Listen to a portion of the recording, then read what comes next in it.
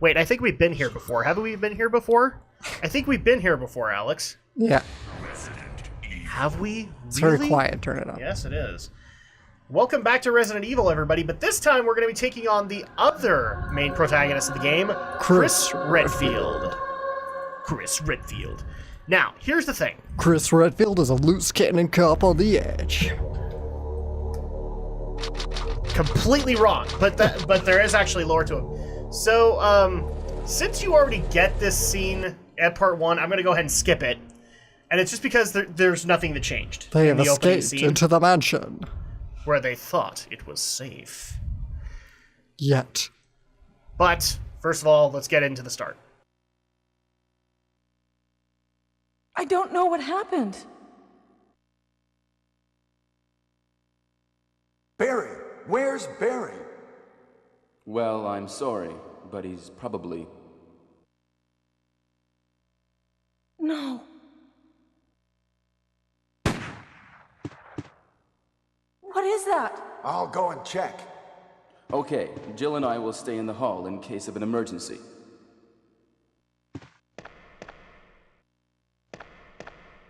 Chris? Take care.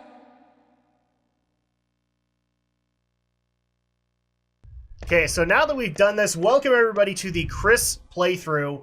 We're not making this a separate thing, it's just bonus tacked on, so you might notice that this playthrough will go a little bit faster than the Jill playthrough did. The other thing that you're also going to notice is there is actually an internal difficulty mode with Chris. Remember that Jill, you started out with a gun? You also started out with Barry. Jill is considered the easy mode. Chris is the hard mode. And I'm just going to go ahead and brace yourself, Alex. Okay, you start off with only a knife. Mm-hmm. And 2 less inventory slots. Oh, that sucks. And it's permanent throughout the rest of the game. Oh, hi, zombie cutscene that we've seen before, but I can't skip. Oh, look, he's having his Thanksgiving turkey. Oh no, it's the evil resident. Kind of reminds What are you you of doing in our house again? Hi, Alex. What? He kind of looks like Voldemort. A little bit. Well, I'm glad that we didn't have an explosion from Alex, because the 2 less inventory slots I think would have been a thing for you. Well, that's because you're playing. Yeah. Well, thankfully this is post-commentary, so Yeah. you're going to cut a lot of stuff. We're going to speed things up quite a bit, but I will say that the first little bit is going to be untouched, and it's mainly because well, we want to see. I'm being cut off. But hold on. Wesker? Jill?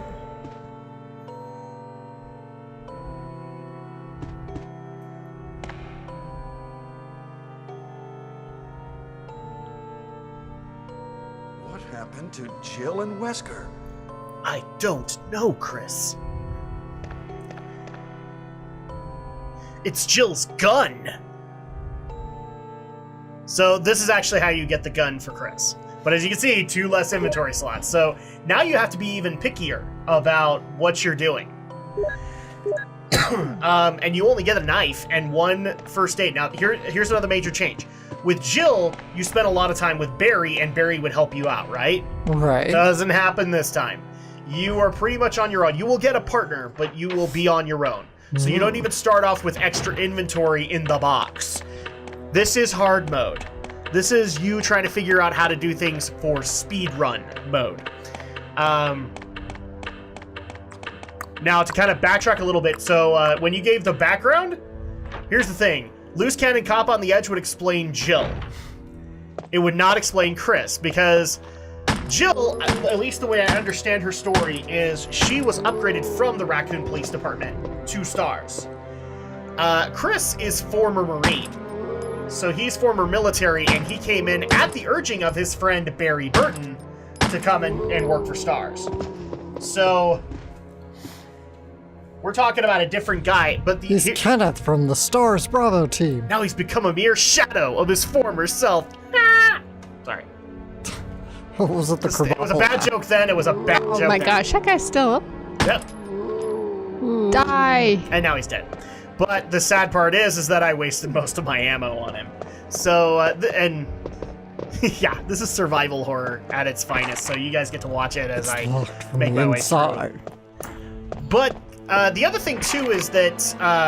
so yeah, that's basically the origin stories of Chris and Jill going into the STARS task force. Now, we actually did get somebody asking, so what's the difference between STARS and SWAT? There really isn't any. I think STARS was basically set up to be the SWAT team for Raccoon City, and they didn't end up being that. So I don't know if that answers your question, but yeah. Now, here's an added bonus, though. So, yeah, we start off with less inventory slots, and we start off with only a knife. Chris can take a hit better than Jill. So, you can actually take a lot more zombie bites than Jill as Chris. So, we have that going in our favor. Nice. You could kind of spread out the health a little bit. So, there are perks here and there. He can tank hits more, but you obviously have to work around the inventory and all that fun stuff. But we've already beat this before, so the main reason that I'm trying to think of a better way to be able to put this aside from what we've already covered, and trust me, this part's going to be a lot of stuff we've already seen in the first bits of the mansion.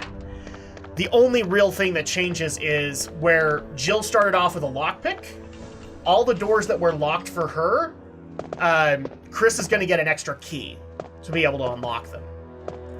So we're going to have that, but that's really the main differences in He's dead. the mansion. Oh no, he's back.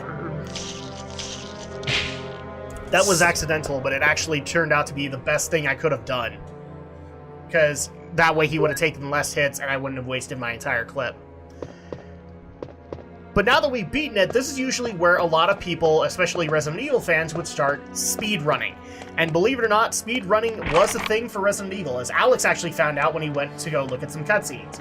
Speedrunning is a thing, and the main reason it is because you get rewarded. This game rewarded speedrunning, and how?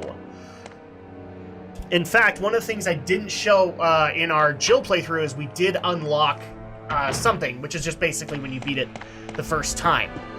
But the faster you get in the Resident Evil games, you get more rewards. So let me go ahead and go over those really quick, because I promise a lot of the first couple of parts are not going to be that hindered, but we'll start speeding through as we go along. So let me go ahead and show these off, and here we go. Okay. So whose mansion does this belong to? This is called the Spencer Mansion. So, it's owned by, I can't remember the first name of the guy, but the family's name is Spencer. They're actually one of the founders of Umbrella Incorporated. Alex has this look of, I'm totally not surprised by this. Nah, not really. It makes a lot of sense, doesn't it? Yep. Well, considering the big, scary underground research facility. Yep. Let's see. Don't know too many mansions with helipads. Nope. Or underground facilities, or demonic plants growing out of them. Yeah, it's pretty straightforward. Crap, I thought I had the link for all the bonus stuff, but I'm just making sure that I have it somewhere. And what makes it even better is, so you can do speed runs. And if you want to play this again, the director's cut actually does come with an additional difficulty, which rearranges the items. So, kind of like Zelda rearranged, as you've been watching, Alex. Yeah. Okay. Yep, you dropped the statue. I'm guessing this is it? No, it's not. Okay, I'm gonna have to manually look for this damn thing. But as you guys saw, our first playthrough took about 6 hours. I can already tell you that this playthrough is much, much further along. I've only recorded about 2 hours worth of footage. I'm already at the guest house. So, there you go. We might actually have additional stuff that way. I'm not promising anything, though. Okay, Resident Evil. And yeah, I had to showcase this cutscene again, because it's still awesome. In its own weird, horribly done way. I still love it. I have no issues with it. Here we go. Okay, so the first thing that we got when we first beat the game was you actually get a key for Jill, which unlocks alternate costumes. Okay, unfortunately, you can't unlock everything on brand spanking new save files. So unfortunately, we won't get any of the benefits here, but you actually can get alternate costumes. So here are a couple of things that you can actually unlock. If you beat the game with Chris or Jill in under 3 hours after credits save, after the credits save the game, then load the game, open the first chest, and you get a rocket launcher with unlimited ammo. So you can literally go through this game and just nuke the crap out of it to get a higher time, or a lower time. Another one that you can get is beat the game and save your partners to get the special key, which gives you alternate outfits for at least 3 of the 4 characters that you have a lot of interaction with. Mm-hmm. So Chris and Jill will get alternate costumes. I don't believe Barry gets one, but Chris's partner will also get one, and we're going to meet her in the first little bit. The other thing, too, is you actually can get a hard mode, but it's in the Japanese version only. So you thought this was hard, right? You can make it harder. You can make it harder. Does not surprise me. Well, I mean, just curious, the speedrun that you watched, did you watch a knife-only run? No, he barely used any of his weapons, actually. But Yeah, he but- just picked up what he came across. But there is basically. actually such a thing as a knife-only speedrun. Oh yeah, I'm sure. There's always kinds of those unique. They are always Chris, implications. because then you can tank hits better. But yeah, it's knife-only. So think Yeah. about that. Using the knife on the Tyrant. Wow. Yeah, that sounds like the best possible thing to do, right? Yeah, because the version I watched was a Jill run, so I don't think it was purely knife only. Now, also in the director's cut, you can get infinite Magnum ammo and in advanced mode. So when you place the red jewel in the tiger statue, 3 cases of Magnum ammo will be revealed for the taking. Take 1 or 2, leave the room, and then enter again. So you can basically have Magnum with infinite ammo if you want to glitch the game. Nice. Now, this is actually a room that we didn't explore on the Jill playthrough, so I'm going to show it right now. It actually has one of my favorite Barry lines, but we get to meet another Bravo team member. It's Forrest. He's been pecked to death by crows. Yeah, you guys didn't actually get to see this, but as soon as that happens, you have zombie crows. Of course we do. You have zombie crows, so the best thing to do is to get out of here. But one of my favorite Barry lines, which is, it's Forrest. Oh my god. Yeah, this is where you'd have that with Jill, and unfortunately, there's not really anything aside from ammo that you can get in this room. So it's really sad. But the remake makes up for it, and they actually put the rocket launcher, I believe, in his hands. So you actually do have to go and discover this corpse if you want to be able to do well. So yeah, so I explained complete the game once in trading or standard mode with either character and save all your partners, and you get the alternate costumes. Unlimited Magnum. Complete the game in advanced mode and save all of your partners. So you have to beat this on the hardest difficulty, roughly. And then unlimited rocket launcher, you have to beat it less than 3 hours. So we actually didn't make up for that. And the alternate costumes, which I will put up as this goes along, as long as I can find good files for them, because Google Images doesn't really have any. So I'm just going to show these to you guys, and then I'll put them up on the screen for you guys as well. Also, if you're interested in seeing the opening cutscene, I'll put a link to part 1 in the description. So here's the Chris alternate, Okay. which is more of the marine costume. You can also get a, again, this is one that's not shown, but you can get a detective-looking one where he looks like he's out of, literally out of House of the Dead kind of thing. Here is alternate Jill. How dare she show that belly? Oh my god. It's basically her costume, but brighter, and the shirt It's a goes belly. up a little bit. It's a belly shirt, basically. Yeah, it's a belly shirt. So the other one I don't... Okay, actually, here we go. This is, if you can see it off in the distance, this is the detective outfit that Chris can get Okay. as an alternate costume. And there is a second Jill. And I could also find one for the new partner, but I want to introduce her first before we showcase her art. Because, yeah, there was some issues. Oh, here we go. So this is alternate Jill. I'll show the picture that we're actually looking at. So it's just got a vest kind of thing. So that's another one that you can get. A vest or tank top? It's actually supposed to be like a tank top, but with a vest over it, like a Stars vest. Oh. Are you starting to see a pattern here, Andrea? Yes. Yes. The faster you complete this, the skankier you can make Jill. So it's like Metroid. Well, the funniest part is, like, that's not... You've seen these costumes now. It's not that bad. Just wait until she comes back, because I'm sure you've at least seen a Resident Evil Apocalypse trailer where she's in the, well, basically the hooker outfit. That's her default outfit when she returns in Resident Evil 3. With her in a tube top and a really tight skirt. So great to know that we have such respect for the female character. Yeah, I'm not reading anything that we haven't already read. This is mixing herbs, if you didn't know how to do it. And I just saw Andrea roll her eyes. It's not me, it was Capcom! Capcom put her in a tube top, not me! Because even I looked at that outfit and I went, I'm sorry, she's a cop. There's no way she's wearing that. Not unless she's undercover, and I don't know how you would be undercover in Resident Evil 3.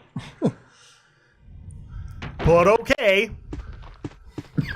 So, yeah, those are the alternate costumes. There are additional costumes for the other character, but I don't want to showcase them until we meet the new partner character. I'm trying very hard not to spoil this character, but she does have meaning throughout You could the have rest of the picked up series. those herbs. Zombie. Huh? Zombie. And limited inventory. I was already full. I only have one slot. Yeah, but you could have picked it up and I put could it have away. easily gone back out, too, and oh, yeah, that's right. He does get additional stuff. It's just additional clips. So you can have more ammo. Yay. Obviously, if you want to be loaded for Bear, then you pick Chris. But if you want to be the puzzle solver, then Jill's the way to go. But trust me, it gets worse from there, because, I mean, when they did the remake, then they added the boob jiggle for Jill. Yes, that's a thing, and call it sexist, I don't care. Even I like the fact that they did that level of realism. Don't smack me! See, she actually moved her arm the second I thought I was gonna get smacked. Okay. I'm surprised you don't put the ink ribbons in. Not just yet. I'm gonna go out and grab... First of all, I'm gonna go save, and then I put them back in. The first thing you want to do every single time you start up a game is just put the ink ribbons back in the box. Chris. So technically our second file is where we could unlock the Jill outfits, if we wanted. But we're not going to be doing that, and therefore we don't get added stuff. Now, if we actually unlock the unlimited rocket launcher, yeah, I might want to have put that in, but unfortunately we didn't beat the game in under 3 hours. Okay, we'll grab your herb now, Andrea. So again, I want to emphasize, for the most part, guys, this story doesn't change. Aside from minor character changes with Chris, because again, he finds a new partner. He has to solve puzzles a little bit differently than Jill did, especially getting around the house. There we go. Screw you. Now, unfortunately, again, Jill had the lockpick, we don't. So we have to manually unlock these doors as we go along. So I guess the first question that I have for you, Alex, is now that you know the differences between the two characters, if you were to play this on your own, is it an easy choice for you? Yeah. You'd pick Jill. Duh. Yeah. I'll admit I picked Chris, and by the time, because I beat Jill on my own, but Chris, I did dig out the game chart, because at that point I was like, no, I really just want to bust through this, especially since it's going to be the same story over and over. And I gave myself unlimited Magnum and just wailed my way through this place. Screw you! Now, the cool part is that you actually do get to see some rooms, Alex, that you've never seen. Because there were rooms that, unfortunately, in our playthrough didn't get recorded. There's another herb. And there we go. Another green herb. The other thing, too, that I kind of noticed in the Chris playthrough is there's a lot more single herbs put in rooms. Not, like, rooms that usually had paired stuff, now they get single herbs. So at that point, you can mix things together and not have to... Well, it's added worry, is what it is. Mm-hmm.